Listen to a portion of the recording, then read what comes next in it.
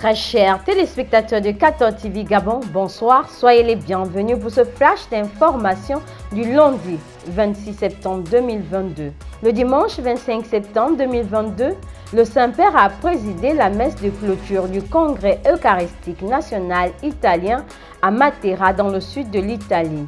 Dans son homélie sur l'Eucharistie, source et sommet de la vie chrétienne, le pape François a appelé à retrouver le goût du pain pour que nous soyons apôtres de fraternité et que l'Église devienne pain de tendresse et de miséricorde. Toujours au Vatican, après avoir invoqué l'intercession de la Vierge Marie pour les raisons les plus urgentes du monde, le pape François s'est réjoui à l'appel des évêques du Cameroun pour la libération de 8 personnes enlevées dans le diocèse de Manfé, dont 5 prêtres et une religieuse.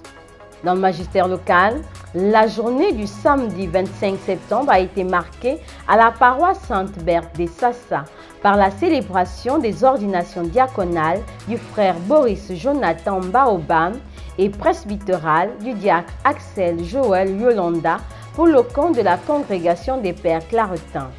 Une messe pontificale qui a été présidée par le métropolitain de Libreville, Monseigneur Jean-Patrick Ibaba.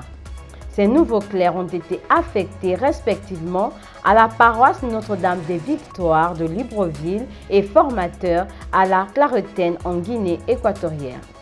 La communauté paroissiale de la cathédrale Saint-Louis de Port-Gentil a connu la fin de la semaine écoulée, deux moments particuliers qui ont marqué l'ouverture de l'année pastorale 2022-2023, à savoir la récollection paroissiale du samedi 25 septembre 2022 et la messe du 26e dimanche du temps ordinaire, année liturgique C.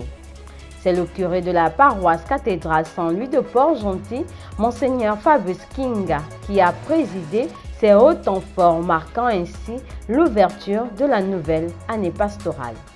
Saint du jour. Jumeaux et chrétiens nés en Arabie, Com et Damien se sont dévoués gratuitement aux soins des malades après avoir étudié la médecine en Syrie. Ils ont été martyrisés durant le règne de l'empereur Dioclétien. Ils sont patrons des médecins, des chirurgiens et des pharmaciens. Bonne fête à tous ceux qui se prénomment Com et bonne fête à tous les Damiens.